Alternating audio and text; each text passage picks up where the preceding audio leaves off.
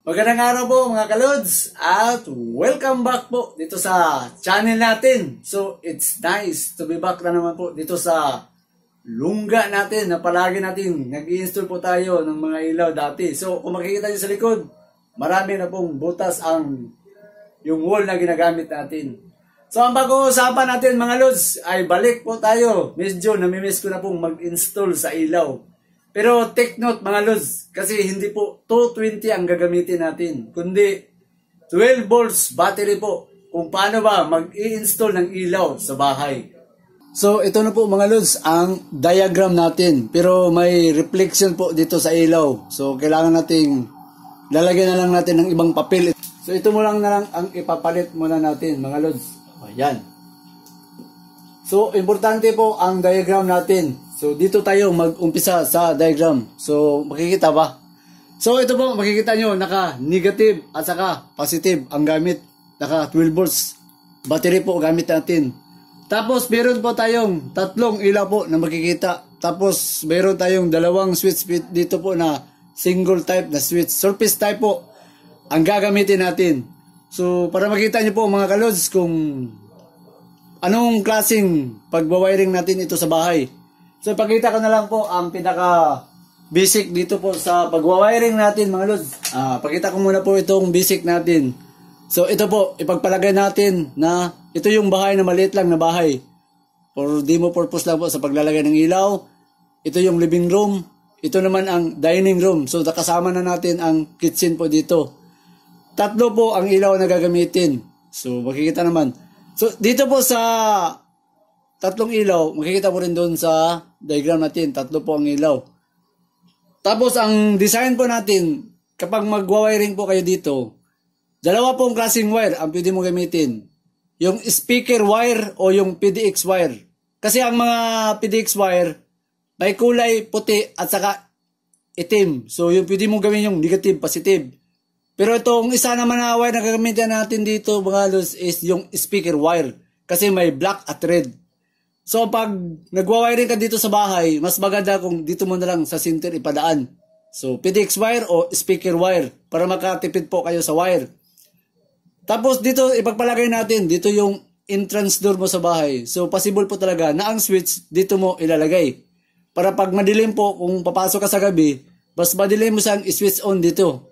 Kasi 12 volts po ang design natin. Magagamit natin ito mga lods kapag may brownout. Kasi 12 volts, kung meron kang battery 12 volts sa bahay. So, ang pagdidesign natin, pakita na lang natin para kung paano. So, simple po, kung maglalagay ka ng battery na 12 volts at 12 volts lead bulb ang gamit mo, simple, nasa likod mo ilagay ang battery. Mas safety doon para pagtakip sa pultahan natin, sa pinto, hindi na makikita yung battery. Baka kasi paglaruan ng bata. So, mas safe mo ilagay ang battery. So, depende kung dito sa likod mo ilalagay ang battery natin. So, simple, nandito po ang switch natin, dito natin ilalagay. Ayan, is 1. Tapos, dito nakalagay ang switch 2 natin, mga lods. Ang switch 2. So, switch 1 dito, switch 1. Tapos, switch 2 dito. So, ang switch 2, dalawa po sabay, para maiba naman. So, itong switch 2, sabay po itong mag-ilaw dito yung dalawa. So, switch 1 dito sa living room. Tapos, pag switch 2 natin, ilaw yung dining kitchen natin dyan at saka yung hallway dito na pangatlo. So, yun ang design natin. So, ang pagwawiring, napakadali mga lods. Straight ka na lang doon sa center mo ilagay para malinis po tingnan. Depende kung nakatago sa ceiling o nakalabas kung gagamit ka ng surface type na PDX wire. Tapos, paalala mga lods, ang design natin is 12 volts na battery. Dapat, ang bulb na gagamitin mo ay naka 12 volts. So, ipakita ko sa inyo. Yan, makita ba? Yan, makita. DC 12 volts po ang nakalagay. So, hindi pwede 220 kasi nga, ang gagamitin natin, yung battery na 12 volts. Saka lagi mong tandaan mga lods, sa diagram pa lang, makikita. Naka-negative sa taas at naka-positive sa baba. Tapos, ang mga bulb na ganitong 12 volts, standard po talaga na ang negative po dito sa tagiliran, ang negative. Tapos, dito sa center, yung positive. Kasi makita natin, kung bubuksan natin itong bulb, yung itim at saka yung pula, makikita mo dito sa likod, sa ilalim doon, So kung titingnan natin ito, kung patanggal natin, yan, natanggal. Makikita mo dito sa loob, mga lods, yan, makikita ba? Yung sinter na pula po, makikita ba? Nakalagay doon sa sinter ang pula, yun po ang positive. Tapos sa tigiliran, makikita mo, yun po ang negative. So pinakita ko lang na, dapat hindi ka magkabaliktad sa pagtatapping, kasi hindi po ilaw ang bulb. O yan, lagyan natin takip. So yan, 12 volts. Tapos, meron kang dapat malaman pa mga lods. Ito po ang gagamitin natin. So, ang nakalagay po dito, simpre, sa sinter, tingnan mo ng maayos na ang socket bulb natin, nandun ang positive. So, ibig sabihin, yung sinter, ito. Ito yung positive. Para hindi po tayo mawala, lalagyan ko na lang mga lods para mas klaro. Oh. Yan ang positive. So, diyan po sa sinter, nakatapping ang positive. Dito po sa mga socket natin, lagi mong tandaan, hindi tayo naka 220. Naka 12 volts tayo. So, ibig sabihin, dapat alam natin kung anong klaseng ilalagay natin na ganitong klaseng socket bulb. Ipakita ko muna yung rated ampere po, kung ilang maximum ang kaya sa ganitong socket bulb. So, para makita nyo, ayan, makikita ba? Ayan, yan po mga lods. 6 ampere to 50 volts. So, yun ang rated. Pero dahil gagamitin natin ito sa 12 volts. So, ilang watts na kaya dito? Kasi 6 ampere. So, mga lods, balik tayo sa pinaka-basic na formula na ginagamit natin. Para malaman natin kung ilang wattage po ang kaya doon sa socket bulb. Kasi nga, 12 volts po ang gamit natin. Kaya, konting ingat po mga lods sa pag-install sa ganitong 12 volts. So, ang basic formula natin, ay ganun ko na lang. P is equals to IB. Ito yung pinaka-basic na formula natin na power, current, at saka voltage. So, dahil gusto natin malaman kung ilang power ang kaya sa ganun nga socket. So, merong 6 ampere po ang socket natin. Yan. So, times sa ang voltage natin, 12 volts na po gamit natin. So, 12.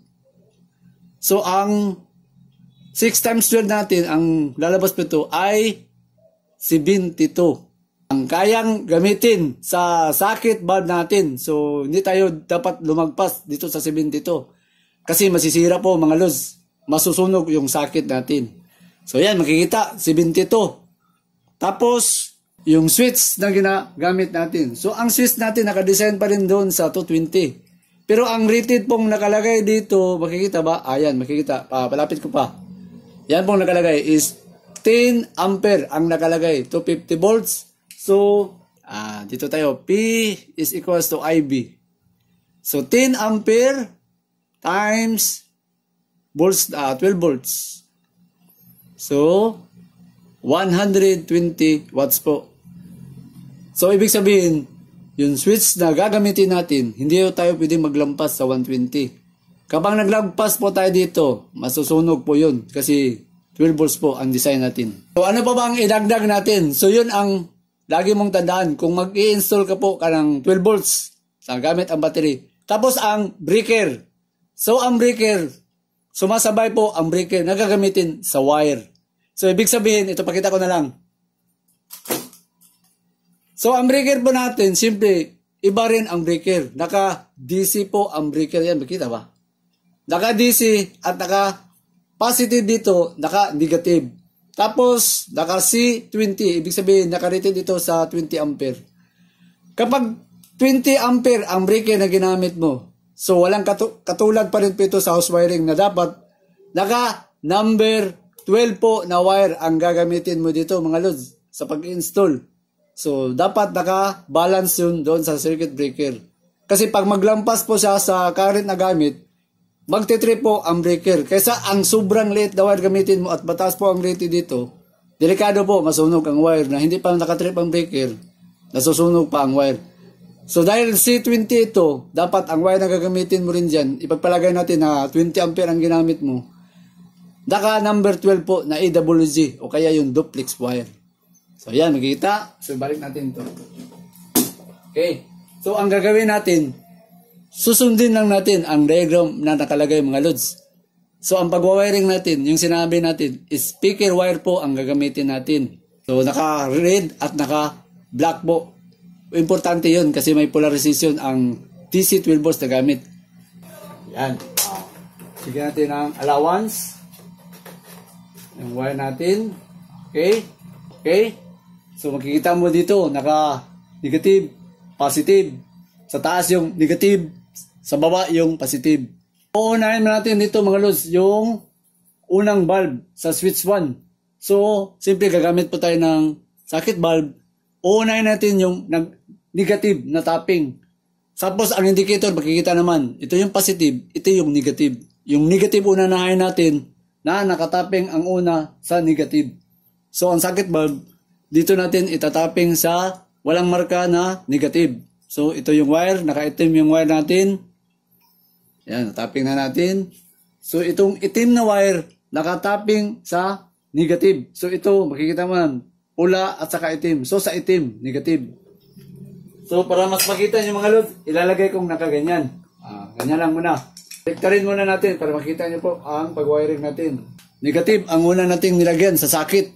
So, nakatapping siya sa negative dito. So, black ang kulay. So, ito yung babalatan. At itapping natin itong black. So, nakakulkod naman tayo. So, balatan natin yung wire. Ito yung wire. Balatan natin. Okay. Yan. Batan. Black. Sa black tayo. So, yan. Natapping na natin yung negative. So, ang next natin dyan mga lods ay yung switching. Makikita naman. So, ang gagamitin natin sa pababa dito sa positive natin, itong white para hindi tayo malito. Ito yung line na patungo sa positive. Dito sa linya, kasi malito po kayo kung i-direct ko ito. Para hindi po kayo malito sa mga baguhan natin, mga kaludi sa electrical natin. So, ang gagawin ko, hahatiin ko na lang ang wire mga lods para hindi po kayo malito. Ito, pakita ko muna na hinati ko ang wire. Instead na hindi ko ito hahatiin ko na lang para mas maklaro po nyo na ang pagtatapping natin. So, hinati ko itong wire para maklaro. So, ang gagawin natin dito, patungo tayo sa baba para sa switching. Nakatap ang isang wire sa patungo sa switch. Sa positive tayo. Kasi natapos na tayo dito sa negative. Positive, pababa. So, positive. Tingnan natin. So, galing siya dito sa pagtatapping natin. Itong wire na makikita nyo mga load. Nakatapping siya sa switching natin. Yung isang wire. Pababa. So, ipakita ko muna ang switching natin mga loads. So, ito po ang switch na gagamitin natin. Naka-surface type. So, kung bubuksan mo po ito, dito nakatap ang isang wire. Yan, makikita mo dito. Yung isa, dito yan nakatapping. Tapos yung isang wire dito po, ito, patungo yan sa positive. Uunahin natin yung positive dito, patungo dito sa switching. So yung isa, nakatapping sa positive. Ito po mga lods, itatapping natin. So dito yan, nakatap sa positive. So yan po mga lods, natapping na natin yung wire dito sa switching na isa. O yan, natapping na natin. Yung next natin, yung isang wire, ito po yung pangalawang wire pababa. Ito yung isang connection, pababa siya, patungo po siya dito sa positive. So maglalagay po tayo ng isa pang wire. So ang wire po, yung hinati natin na wire. So ayun, makikita nyo na kung bakit ko hinati para mas lalo yung masundan. So ilalagay natin yung isang wire dito. Ayan, okay. Ito yung mas madali gawin mga lods, nakaganito. Kaysa iipit mo, ang tagal. Ito mas fix, maganda kung ganito style. Tapos ipapasok natin siya dito sa... Okay, natapping na natin. So, makita mo na. Yan, natapping na natin mga lods. So, yung isang wire ngayon dito, tatap siya sa positive. So, ang positive natin, nandito sa wiring natin, makikita yung positive. So, makikita naman, ito yung bali, yung isang wire to, yun ang return. So, ipasok natin siya dito sa loob. Yan. Okay. So, makikita naman, natapos na natin yung isang switching, yung switching pababa, patungo na siya dito sa positive. So, tapping siya dito sa positive. So, mga lods, tapos na po ang unang lighting natin. From negative, pababa, positive. Tapos na po ito mga lods. So, makita yung diagram natin. Oh. So, nakahati kasi pinakita ko lang kung paano mag-wiring ng isa-isa. Ito. So, ang gagawin natin, itakip na natin kasi tapos na po ito. Okay, next na natin mga lods. Ito, ipipix muna natin itong switching. Medyo ibaba ko para makita nyo. Ayan. So, ang switching natin, ito. Kita ba? So, yung switching natin, dito lang natin ilagay para makita pa. Okay. So, tapos na tayo sa unang switching natin. Makita ba yung diagram? Okay. Ito po, tapos na tayo sa tapping. Yan ang switching natin. So, ang next natin, itong dalawa. So, unahin natin sa taas, yung negative. Unahin natin. Next natin ito, baliktarin natin para mas lalo nyo masundan mga lods. O, igaganon ko siya dito. Yan. So, ang una natin gagawin dito, yung dalawang bulb natin, nakakonektado po siya dito sa negative sa taas. So, wiringan natin, negative. Itim para sa negative. Tapping natin dito sa taas. So, hahanapin mo lang dito yung itim. Mga lods, itim ang ilalagay natin. Tapping. Balatan natin. Okay. So, tapping. Dara. Yung black wire muna. Sa negative tayo. Yan, negative. So, yung isa na naman. Para sabay itong dalawa. Negative. Negative. Yung negative po na doon. Yan, tapos na. So, ang next natin mga lods. Makikita nyo dito mga lods. Naka-jumper po siya dito mga lods. Tingnan mo. Yung pangatlo. Naka-jumper po siya dito. So, ibig sabihin, yung positive natin dito sa baba, kasi natapos na yung negative sa taas, yung sa baba dito na positive, nakakonektado po siya dito sa pangalawa natin. So wala tayong gagawin, i-jumper natin yung wire papasok dito. Lalagay muna natin yung wire sa loob dito mga lods. Okay, yan, nataping na. Saka nakapula yan mga lods kasi positive. So nakataping siya dito sa kabila. Makikita naman, positive yan, pababa. So dito siya tataping. So, yan po mga lods, nataping na natin. So, kita mo na yung jumper natin. Nakataping dito sa positive rin. So, yan, nakapula. Tapping. So, ang next natin, sa switching tayo. So, napakadali lang mga lods. Sa switching, nakatapping sa switch dito mga lods. Ito na po mga lods, natapping na natin. So, ngayon po, hindi na natin hahatiin. Kasi yung una dito, pinakita ko lang na hinati natin para mas lalo yung masundan. Pero itong isa, hindi na natin hahatiin. So, makikita naman, yung dalawang tapping dito na linya, yun po ang sa switching natin. Tapos, ang wire po, kahit po magkabaliktad sa paglalagay dito, mga lods, okay lang. Sa switch dito. At saka dito, pwede rin mabaliktad. So, dito po, itong dulo po dito na wire, itong dalawa, dito po nakatapping isa sa taas sa jumper at yung isa naman nakatapping sa positive. Ang gagawin natin dito mga lods, to, hindi ko na lang pinutol itong wire kasi sayang putulin. So ang gagawin natin, yan, ito yung wire. Nakatapping siya sa jumper na kulay red, itong jumper natin. Nakatapping yung isang linya. Yung isang wire. Tapos yung isa nakatapping sa positive. Ito yung positive natin na linya. Dito nakatapping yung isa. So isa dito sa positive, yan. Tapping sa positive sa supply, yung jumper natin na red dito, nakatapping yung isang wire siya. Dito natin isaksak yan mga lods. O yan. So yan po mga lods. Yan, natapping na natin. Itakip na natin. Saka paalala mga lods, ang dulo po dito, kung i-actual po ito, lalagyan mo ito ng electrical tape. Baka kasi magka-short circuit po ito mga lods. So lalagyan mo ito ng electrical tape. So ito, nakahiwalay naman. For demo purpose natin dyan. So okay lang yan. Di pa natin nalagay. Dito na lang natin nilalagay mga lods. Ayan. Posta. So, bago po tayo matapos po, pag nag-install po tayo, so tester tayo. Baka mayroon pong short circuit na nangyari dito. So, gagamit tayo ng multi-tester. So, ito po ang multi-tester natin mga lods. B-Side E1 digital meter. So, automatic. Pag auto na yan, automatic. Kapag may short circuit, ito po ang mangyayari. So, ayan, magsisiro po. Pag may short, saka naka-alarm. Okay. So, dito natin subukan. Ito yung positive, negative. So, wala pa namang supply ito. So, kahit magbaliktad. So, walang ingay. So, makita naman. Oh. Tapos, makita mo. Oh, wala. So, kahit i-switch on pa natin. Para double check. Oh, yan po mga lods. Zero.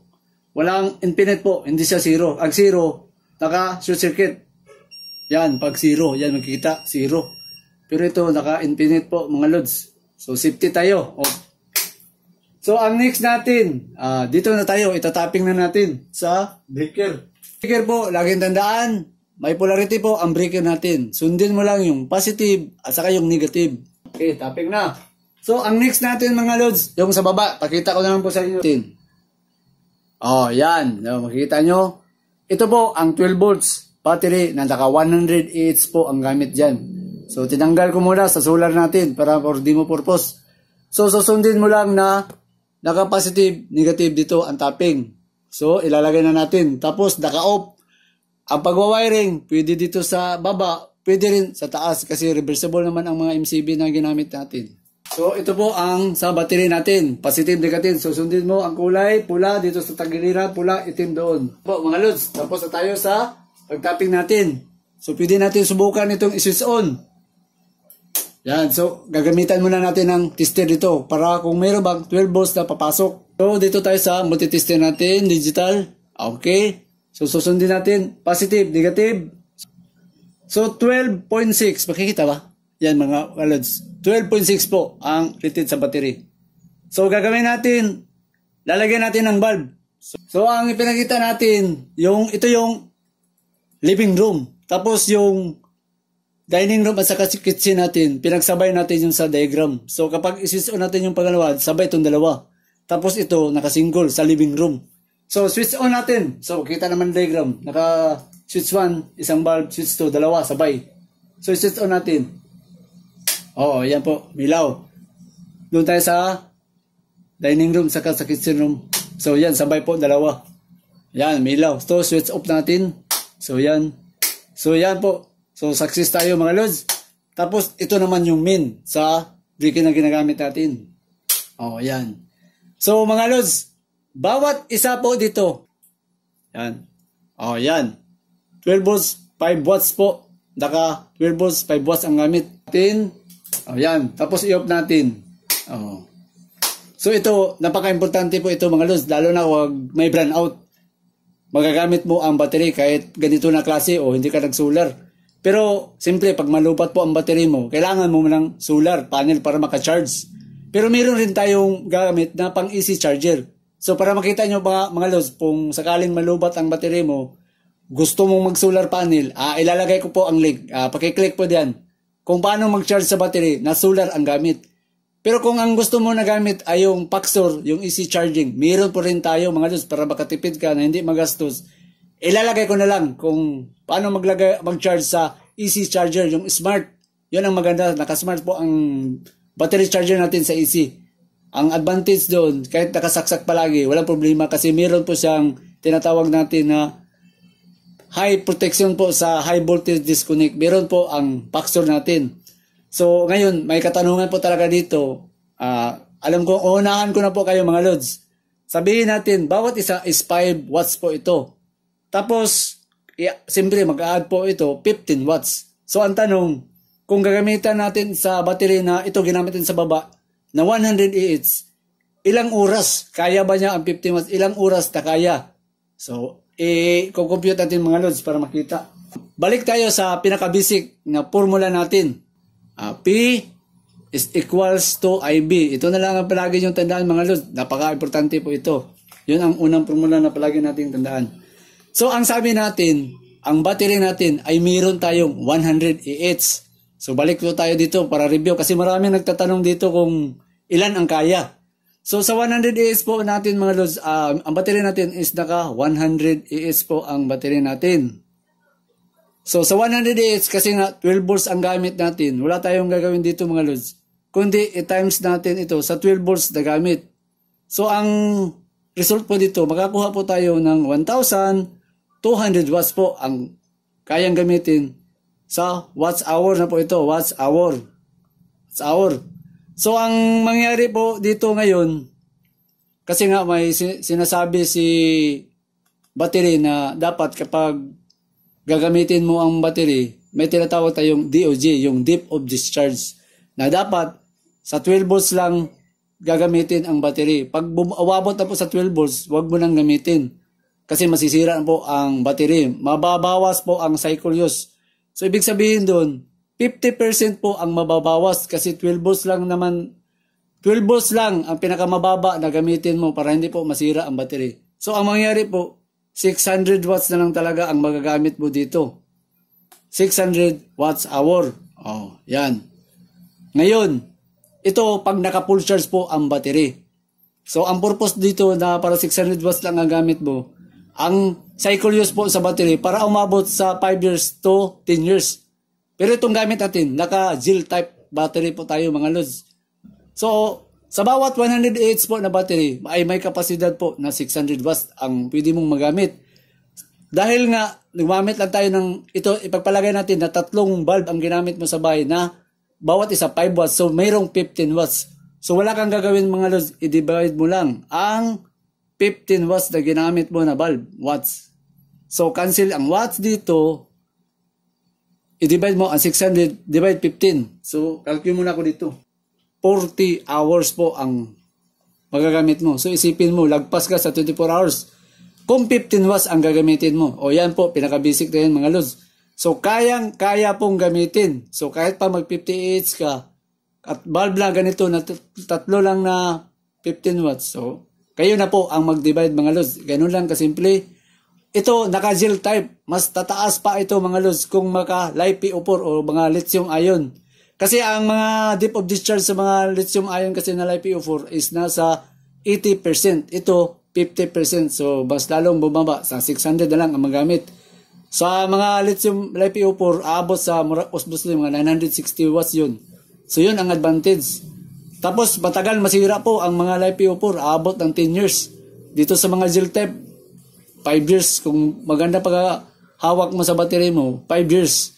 Pero kung hindi, baka 1 taon. Sira na po ang battery natin doon. May pahabol pa tayo mga lods. So, paano ba pag magkakarga ng battery? Sabihin natin, 100 Ah o 15 Ah po ang battery mo. Kapag bago po ang battery mo, sabihin natin, meron akong 100 Ah na battery na bago, new. Tapos, naka-gel battery. O kaya yung mga lead acid. Kapag bago po ang battery mo sa pagkakarga sa battery, dapat po, ang tinatawag nilang bulk charge ay dapat po ay nasa 14.4 volts. Kapag bago po ang battery mo, ito po ang full charge battery na ikakarga mo. Pabutin mo ang battery natin sa 14.4. Tapos, ang standby use na tinatawag nilang float charge, kapag bago ang battery mo, pabutin mo sa 14.4. Ang standby use o tinatawag nilang float voltage po mga lods ay nasa 13.8 volts. So, dapat dito na po ang setting mo kapag galing ka na sa maximum bulk charge. So, para mas mataas ang cycle use sa battery mo, hanggang 13.8 V po ang standby use na tinatawag nilang float voltage. Kapag umabot naman po ang battery mo sa 12 volts na po ang battery, ito po ang tinatawag nilang low voltage. Hindi ka na pwedeng gumamit pa kapag 12 volts na po ang battery. Kapag ginamit mo ito at bababa po ito sa 11.9, 11.8, mababawasan po ang cycle use sa battery. Kaya pagdating po sa 12 volts po, stop use ka na. Mostly tinatawag po nila itong LVD. Dito nakasiting po ang LVD. Ang tinatawag nilang low voltage disconnect. Ito namang 13.8, ito yung tinatawag nilang HVD. So dito naman po ang high voltage disconnect. Tapos itong 14.4 volts, ito naman po ang bulk charge. Kapag bago ang battery mo, dito mo umpisahan sa 14.4. Tapos float voltage, yan, 13.8, low voltage, 12.0. Kapag pang emergency, pwede mong paabutin pa mga loads sa 11.9. Pero wag mong abusuhin yun kasi ang cycle use sa battery mo nababawasan. So yung mga purpose natin dito, para umabot po ng 5 taon, yung battery natin. So bago po tayo magpaalam mga loads, gusto ko muna po magpapasalamat po sa mga kalodi natin na nag-join member sponsor po sa channel natin. Umpisa natin si Don Kamote, si Rodil Dagchoy, saka si Yunil Kumaingking, at saka si Rinan Panggilinan, si Roy Onggutan, at saka si Rafaelito Bayato. Ito, pasalamat pa tayo kay Ernesto de Pista Luna, at saka si Dario Daling, si Benji de la Torre, at saka si Lorenzo Guevara. Ang panghuli natin ay si Axel Ison. So sa lahat po tumutulong po sa channel natin na mag-join member, maraming salamat po. Kasi malaking tulong na po yun sa mga materials po na bibili natin dito po sa channel natin. At saka, isa-shoutout rin natin itong gustong magpapa-shoutout si Hermi Sangmuyo, si Alan Martires from Lipa, Batangas. At saka ang huli natin si Ernesto Masbang Jr. from Ginsan City. Oy Lods, pang adlaw ni Budas Ginsan. So sa mga kalodi natin, huwag niyong kalimutan pong i-like, i-share, at saka huwag niyo pong kalimutan pong mag-subscribe para hindi po kayo makalimot po sa channel natin at palagi po kayong maka-update po kung may bago po tayong video ipapalabas. At saka sa lahat po ng mga ka-subscriber at sa lahat po ng mga kalodi natin, maraming salamat po sa walang tigil na panonood po dito sa channel natin.